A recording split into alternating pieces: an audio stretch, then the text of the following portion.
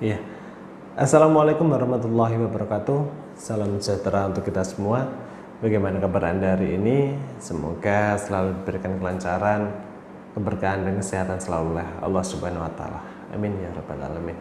Nah, bagi Anda yang sedang mengelola sebuah bisnis ataupun usaha dagang, misalkan mengelola restoran, berdagang pakaian, ya baik itu di pasar ataupun pedagang sayuran, pemilik warung dan lain sebagainya, pasti pernah mengalami keadaan di mana tempat usaha kita itu ataupun tempat usaha Anda, tempat jualan Anda itu sepi dari pengunjung.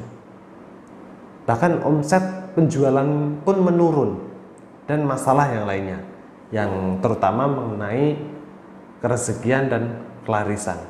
Nah, kali ini saya akan membahas mengenai tentang faktor-faktor yang menjadi penyebab toko ataupun tempat usaha Anda tidak ada yang mengunjungi ataupun sepi dari pengunjung.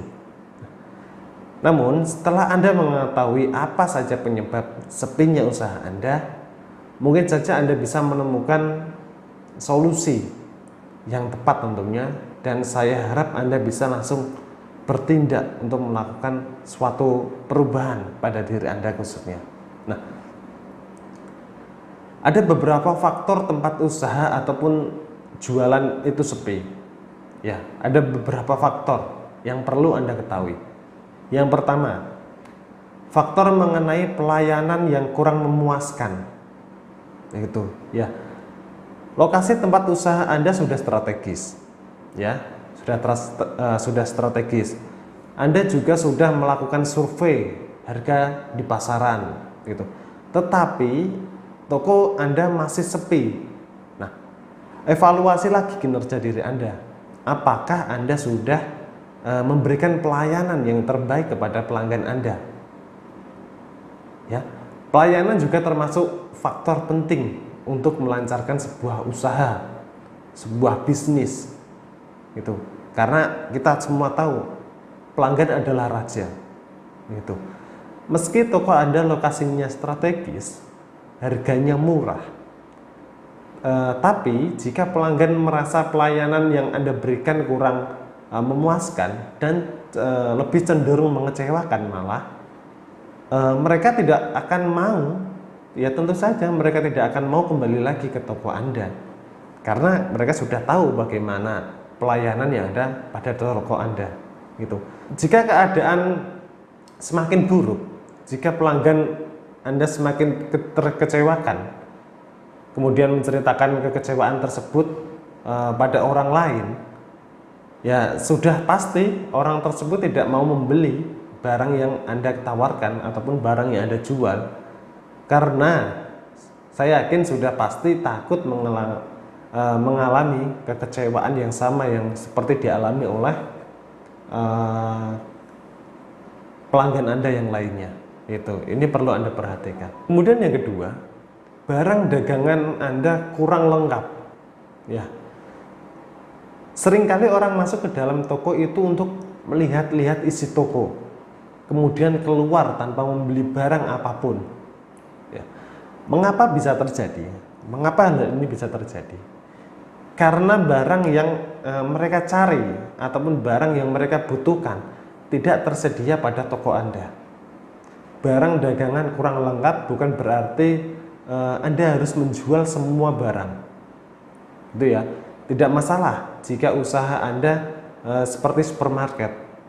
Tapi jika Anda adalah pemilik toko kelontong, misalkan Anda pemilik toko kelontong, ya, yang kemungkinan ada di, contohnya saja ada di pemukiman penduduk, perumahan ataupun dekat pasar seperti itu, setidaknya sediakan barang-barang pokok yang dibutuhkan oleh orang-orang yang ada di sekitar toko atau warung Anda tempat berjualan, gitu. Anda bisa melakukan survei lapangan. Ini khusus untuk Anda yang pemilik toko, Anda harus melakukan ini.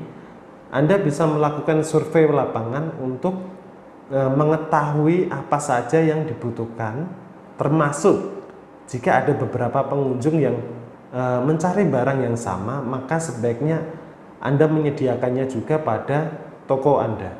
Begitu. Ini untuk membuka, istilahnya membuka pasar yang lebih luas.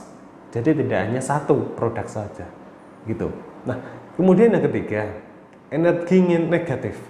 Nah, kalau faktor kali ini pasti terjadi di setiap usaha.